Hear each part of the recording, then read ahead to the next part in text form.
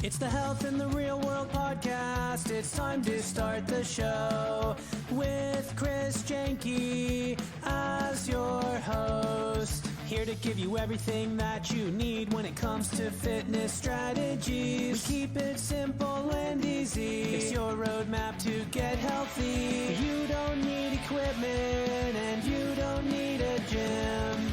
Just the right strategies to get you fit and trim. The Health in the Real World podcast is sponsored by most exercises and workouts, whether they be running, biking, elliptical, rowing machine, traditional weightlifting, or even CrossFit, do not give you a balanced workout. And when you do workouts that neglect even one area, you're out of balance, resulting in pain and injury as well. Achieve your goals with the fitness program your chiropractor would love. Visit chrisjanke.com/pod to watch the free video. Hello and welcome to Health in the Real World. I'm Chris Janke, and I'm joined today by three guests. This is the podcast All-Star Roundtable. This format is really fun for me because we get to talk with three previous guests, and you can look up all their episodes, and each of these guests have talked about different topics in their wheelhouse. And today we're just kind of doing a mashup and bringing us all together and seeing where the conversation goes. So today we have David Malone. David, how are you doing today? Good. Thank you for having me. Absolutely. You're welcome. Anna Charles. Yeah. Anna, how are you doing today? Joining us Very from well, thanks, Chris. across the pond. Indeed. And Mary Welp. How are you doing today, Mary? Doing very well. Thanks, Chris. Good. Well, let's give each of you a chance to introduce yourselves. Again, I'm Chris Janke. I'm a fitness trainer, do this podcast also, and it's been great meeting different types of people. Mary, let's start with you. Just kind of who you are, what you do, and how you're helping people. Sure. Well, I am a craniosacral therapist and a hypnotherapist, and I've been working one-on-one with people for a long time, but now I'm teaching Rise Hypnotic Meditation, which is a practice that joins meditation and self-hypnosis together to help people reprogram their subconscious to live a better, happier, more truthful life to who they are, because we all get stuck in habit and pattern and imprint. Absolutely. Absolutely. That's something that regardless of what habit we're trying to create, right, there's that initial resistance, right? Anna, what about you? Quick introduction about you. Yes, so I'm Anna Charles, and I help highly functioning people achieve freedom around alcohol. So I help them stop over drinking, whether they just want to cut back a bit or quit entirely. And really, in a nutshell, I help them decide what they want to drink on purpose and then to drink only that. Following through with their commitments, because it happens a lot. We go to the bar, I'm only going to have two, and then two turns into whatever. Absolutely. David, how about you? Quick introduction. One way to stop that is not that I drink too much, but I do have a breathalyzer in my car. And so my wife and I tend to go out like at 9 on Fridays for a couple hours just because of our work schedules. And we're tired, take a nap, go out, and then we blow on that thing, and we're pretty good. But once in a while, it's like, you go. Mm-hmm. And so it's like the easiest purchase to save lives and money. Agreed. That's awesome. Agreed. Where do you? No one does it.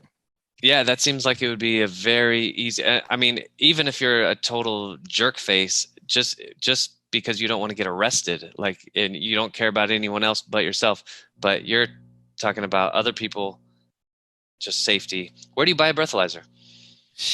Actually, it was one of our tips on our website. One of the topics I did that.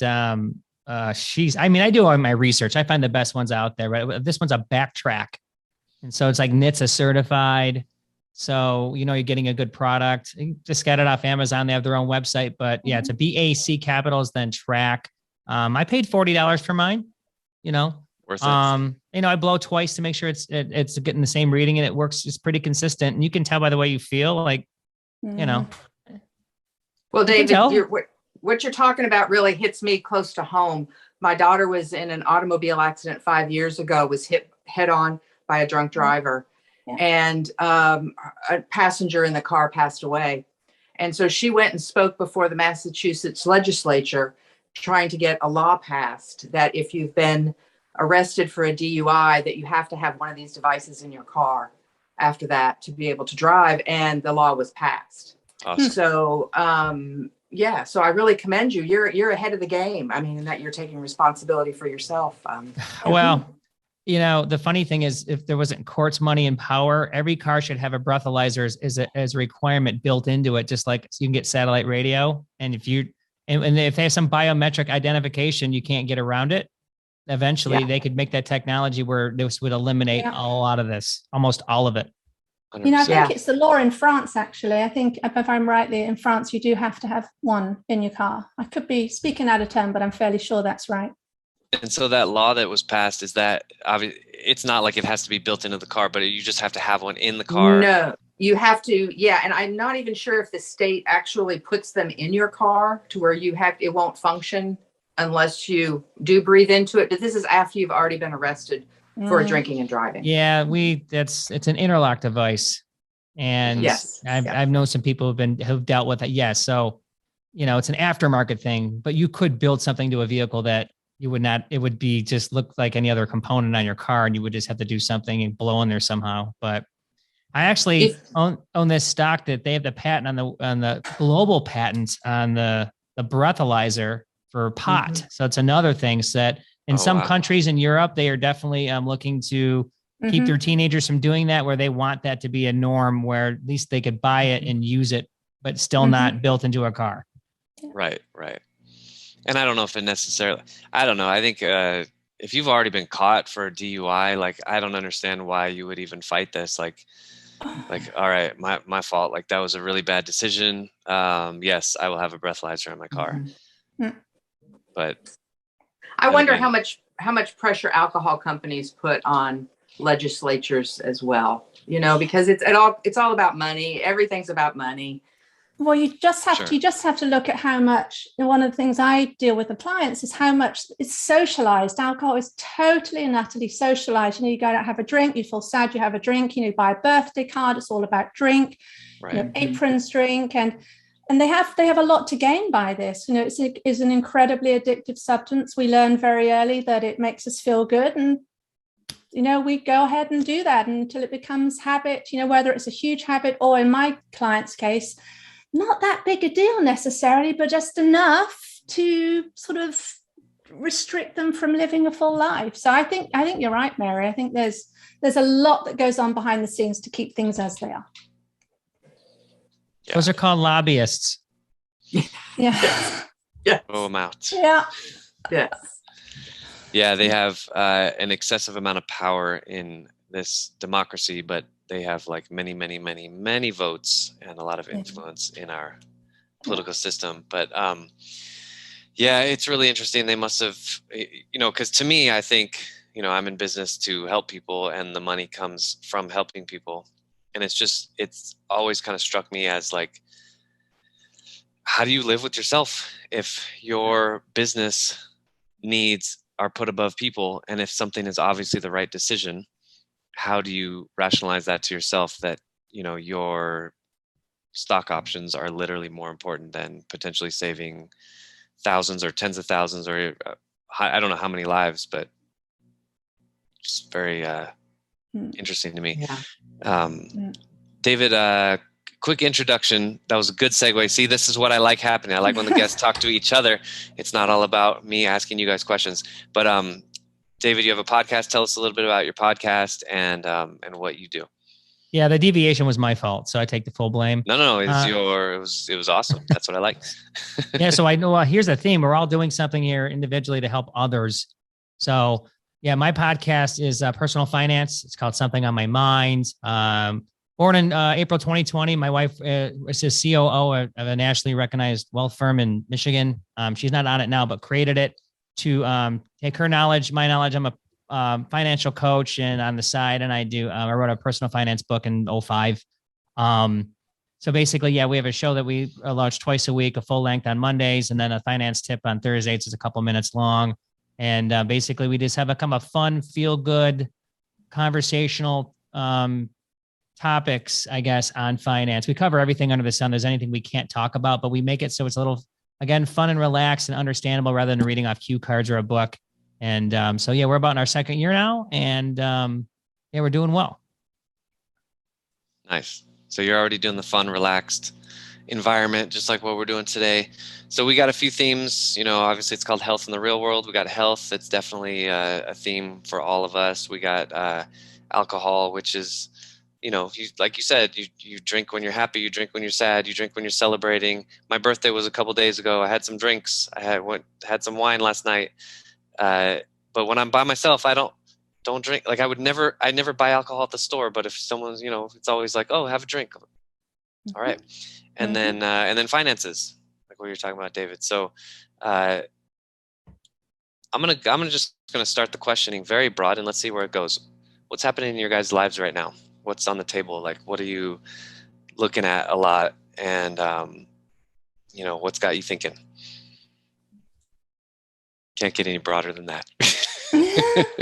I know where to begin.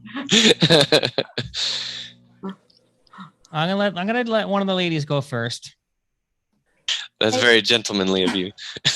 Chivalry. There's a good topic. Chivalry is still not dead. It is not dead. So why don't I go? So I'm dealing with a lot of one-on-one people right now, and it really is. It's leading from what we were just talking about. This sense of feeling a need to escape, right? So we have a lot of people come to me and they're drinking, but they say they don't know why. And then when we dig in, there's some underlying emotion, whether it's boredom or stress or anxiety. And what they've taught themselves is, to drink over that, and that makes them feel better a little bit. But then they end up with a drinking habit. And it's all about learning that actually the human experience is about feeling. It's about being in the moment that you're in, whether you're feeling frustrated, you're feeling sad, whatever it is, and nothing's gone wrong. It's just at that moment, that's what life is for you. And I can imagine, David, if people get into a right financial mess, they might feel really stressed out. And maybe at that moment, that's okay, right? They don't need then to pour the glass of wine and, to make that go away, because the stress is still going to be there. The financial situation is still going to be there. And it's about just talking that through, because I think we almost have a sense of entitlement that we should be feeling good all the time. And that really isn't, in my view, the human experience. It's to live it and to figure out what's going on and to break, to stop numbing out and to really figure out what you want. And we're capable of so much more. So I'm spending a lot of time with people on emotions. That answered your question, Chris. Yeah. No, I think it's very similar in my work. I think people come to me because they've hit a roadblock or a challenge in their life, and they're ready to reprogram some things and look at things differently. I think we don't realize, especially our imprints, what we've taken on from generations, our generational traumas to the way our parents were. We don't really realize this until we get older and we start thinking about it and we start acting out and going, well, why did I do that? And I'm tired of doing that. And so I think people are, but until people are ready to look at themselves and, like you said, it's that, let me just have a drink or let me pop a pill, get my blood pressure down, instead of exercising or eating well or doing something else. But I think that road is starting to reach its end. I think people are starting to realize that they take that one pill and then it causes a symptom that makes them have to take another pill.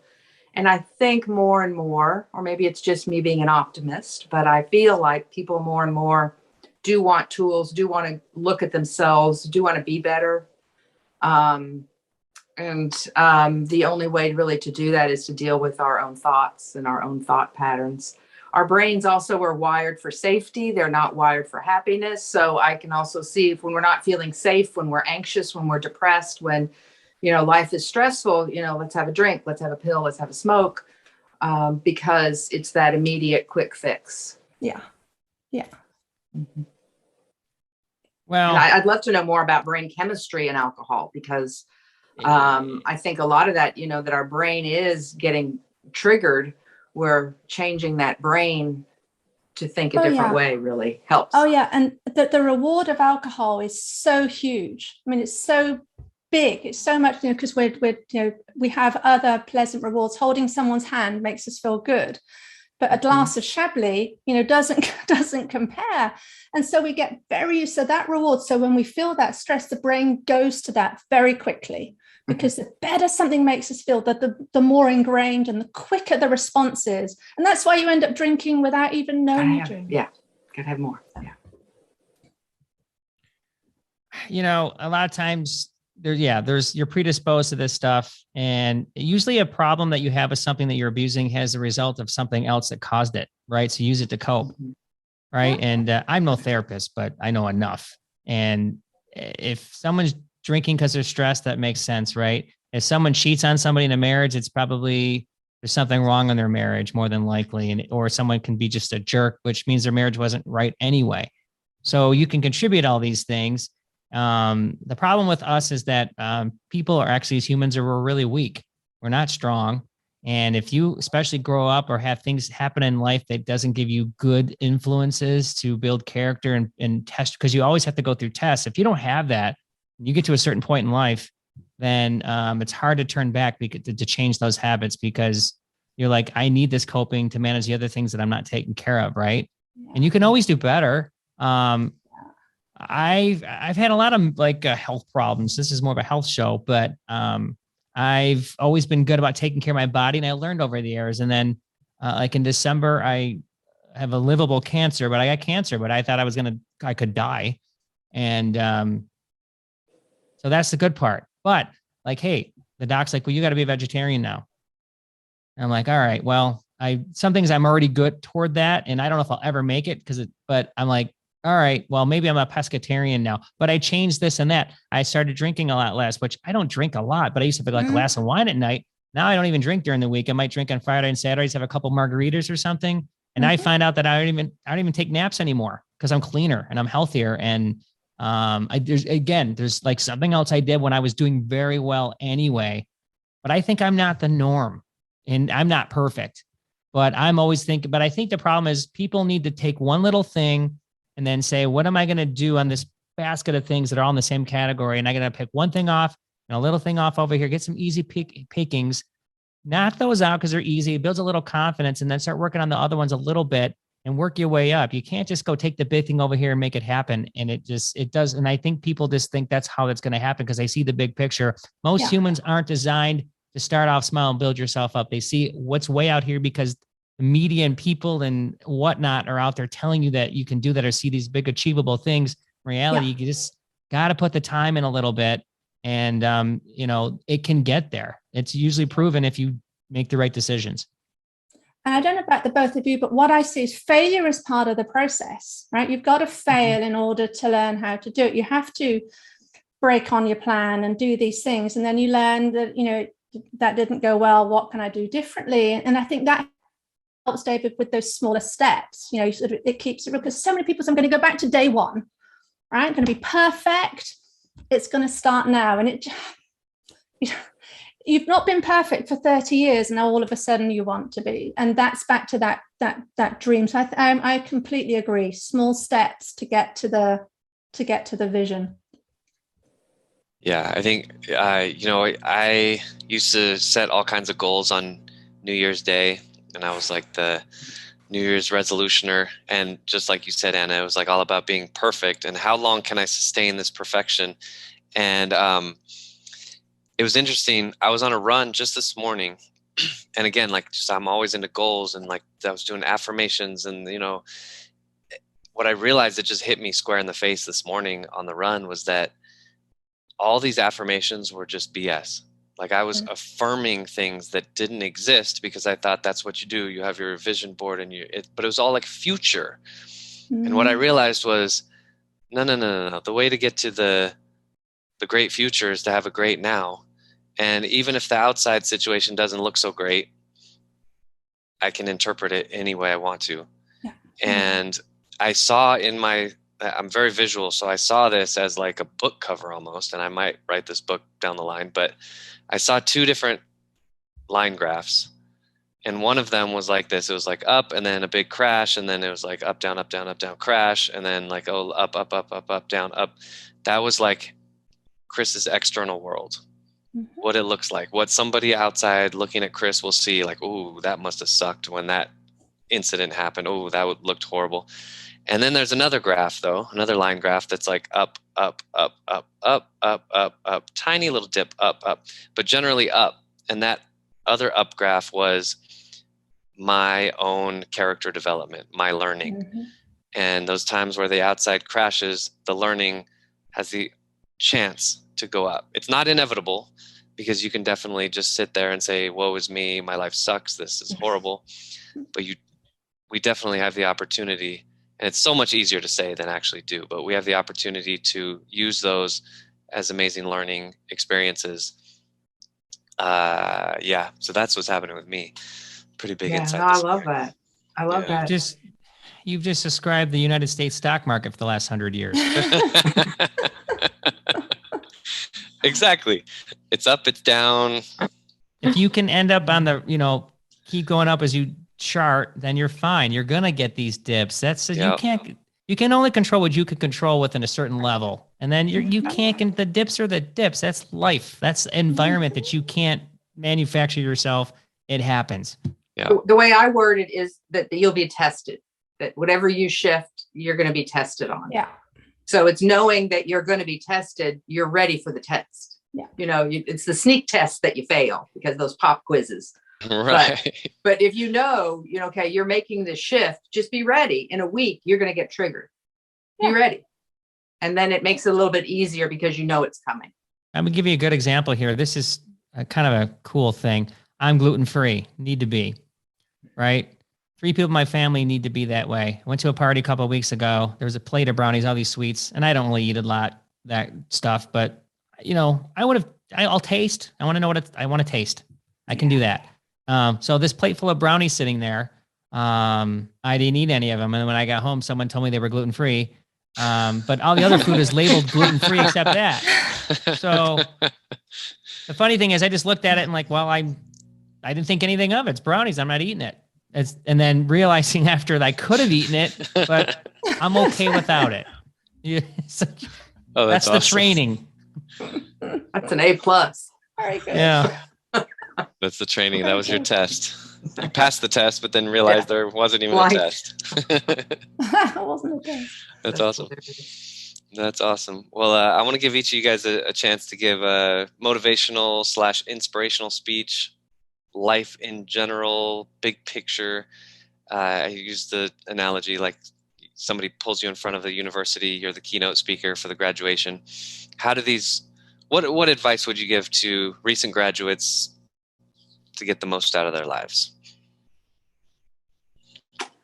What I would say is a line that's been with me a lot lately is I would talk about how tension, and when you feel tension, you're living up to other people's expectations. Tension is what other people expect you to be, and relaxation is who you are.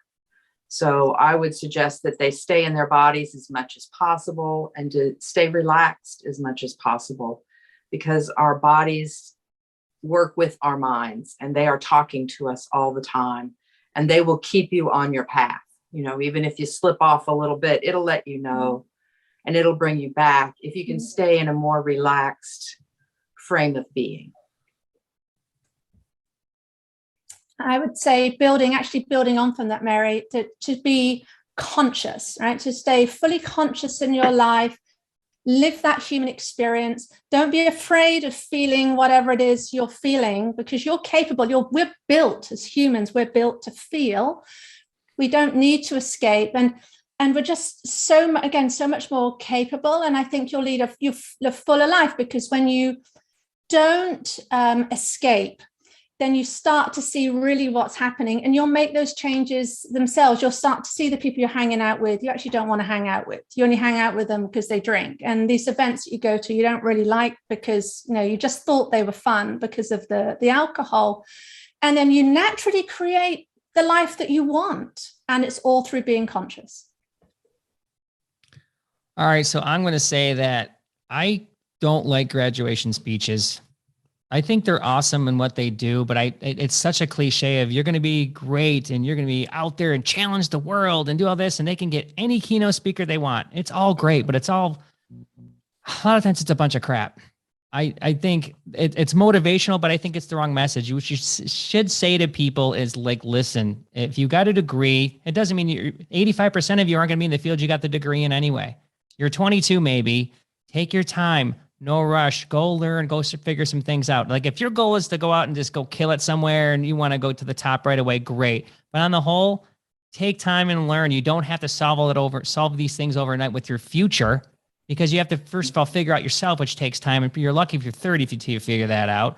So go out and fail. Go out and succeed and learn about yourself, learn about your body, learn about the people around you. It's a whole new environment. So just take your time and don't think about it too much and see what happens. Again, there's just no rush. And the bottom line is, I hate to say this, but the only people that typically care about you is your close little network about this big. For the most part, no one cares. So if you have a chance, if no one cares and worrying about other people and how they think of you, you don't have that big of a net to worry about. So take care of yourself, figure some shit out, and then come out. And if you want to display a glow and a feeling about to other people when you're socializing, having fun, or if you want to put a social media hit, then great. But wait till you get there. Don't get caught up in the mire. Go figure it out for yourself. Nice. Very well said, all three of you. Well, thank you all so much for joining me today. How does everybody who's watching this get in touch with you, with your podcasts, your websites, social media? For me, it'd be my website, risehypnoticmeditation.com. Anna? And for me, it will be, so I'm Anna Charles, 90dayslater.co, and my email is anna@90dayslater.co. I'm David Malonis. It's Something on My Mind podcast or somethingonmymind.net's the website. All social media platforms are at somm.podcast, and pretty much all outlets for the podcast itself. Nice. Awesome. Thank you guys so much for joining me today on Health in the Real World. Again, I'm Chris Janke, joined today by Mary Welp, Anna Charles, and David Malonis. Thank you guys so much for joining me. Thank you. Thanks. Thanks for listening to the Health in the Real World show. Make sure to like and subscribe and comment down below. Visit mycorebalance.com to learn more.